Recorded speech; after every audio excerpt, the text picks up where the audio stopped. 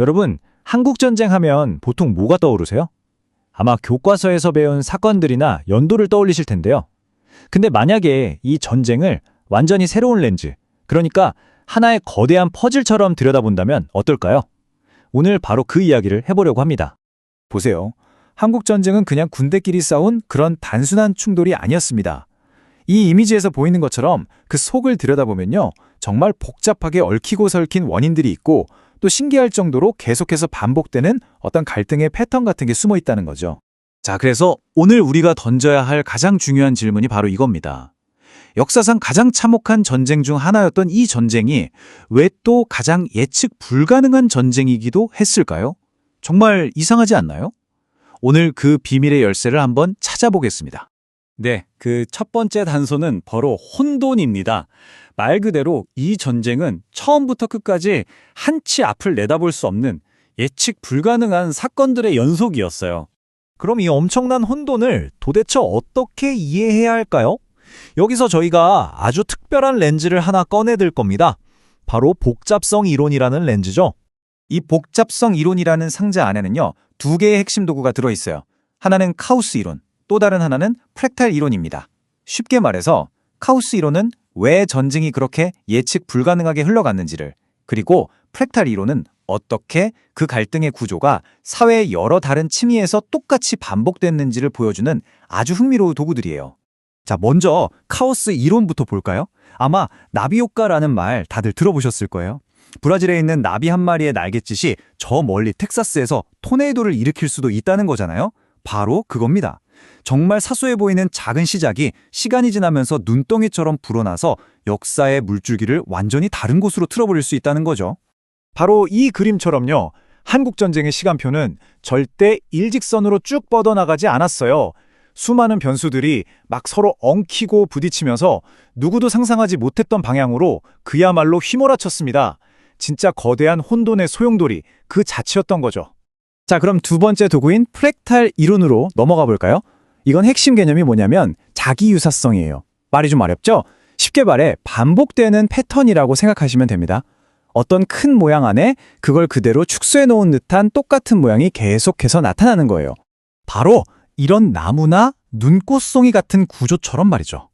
이걸 한국전쟁에 대입해보면 이 거대한 갈등을 일으킨 근본적인 패턴이 국가 대 국가의 큰 싸움에서부터 저 아래 작은 마을, 심지어 한 가정 안에서까지 정말 놀랍도록 똑같이 반복됐을 수 있다는 걸 보여주는 거죠.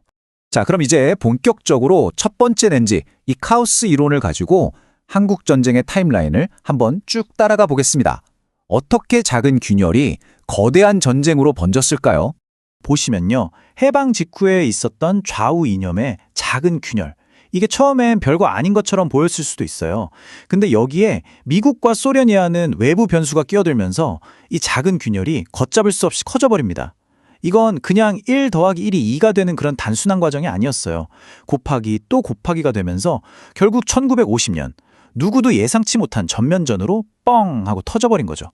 이게 바로 한국판 나비 효과라고 할 수 있습니다. 전쟁이 시작된 후에는 더했죠. 전황은 그야말로 롤러코스터였습니다.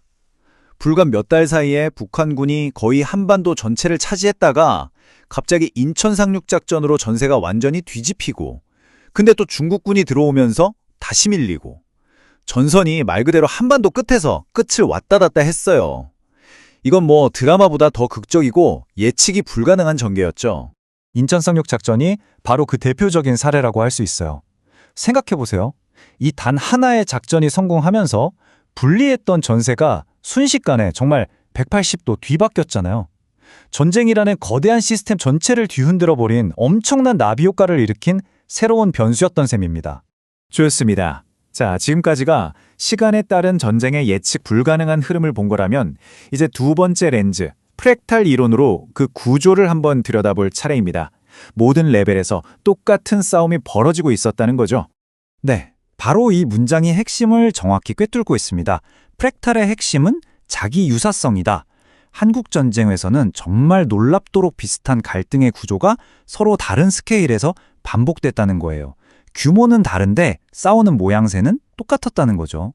한번 보세요. 가장 큰 스케일 국제적으로는 미국 중심의 자유진영과 소련 중심의 공산진영이 맞붙었죠. 한 단계 내려와서 국가적으로는 남한과 북한이 이념으로 대립했고요. 더 작게 마을 단위로 내려가면요. 거기서도 좌익과 우익이 서로를 적대시하며 싸웠습니다. 그리고 가장 작은 단위인 가족, 친구, 이웃 사이에서도 똑같은 이념 갈등이 벌어졌어요. 보세요. 스케일만 달라질 뿐 이념 대립이라는 핵심 패턴이 그대로 반복되죠. 이게 바로 한국전쟁의 프랙탈 구조입니다.